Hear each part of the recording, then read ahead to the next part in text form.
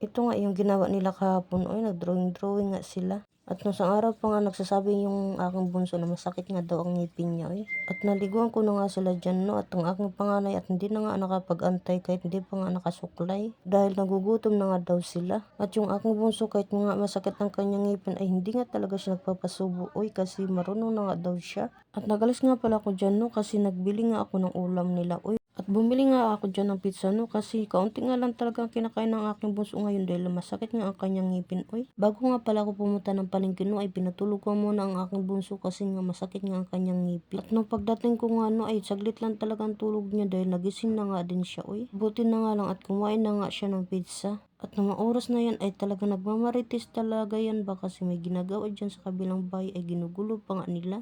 At ito na nga ang nangyari sa kanya kagabi, no, dahil nilalagnat na talaga yung aking bunso ba. At ngayong araw nga ano, nagpunta nga kami ng school dahil kukunin nga namin yung card ng aking panganay. At yung aking panganay ba, gusto pa talagang pumunta doon sa kay Kulot dahil bibili nga daw siya ng mantikiyam. At hindi ko nga siya pinayagan dahil nagmamadali nga kami dahil masakit na nga ang ngipin ng kanyang kapatid. Hanan din pala kami ng timbang dyan, no, dahil para nga daw yung sa PhilHealth. At nag-uwi nga muna kami noon ng aking mga anak dahil hindi pa nga siya na-check up dyan dahil pupunta pa nga daw kami sa barangay hall. Dahil naandun nga daw yung nurse na naka-duty nga dito sa may baba. Pagkatapos nga namin magtanghalian at nagkusot-kusot muna ako sa mga damit, no, at napunta na nga din kami pagkatapos nun. Pagkatapos nga ma-check up at naristahan na nga ang aking bunso at pumunta na nga kaagad kami sa butika dahil bibili na nga ako ng gamot. Ay siya, kutob na lang dari akong video. Bye bye.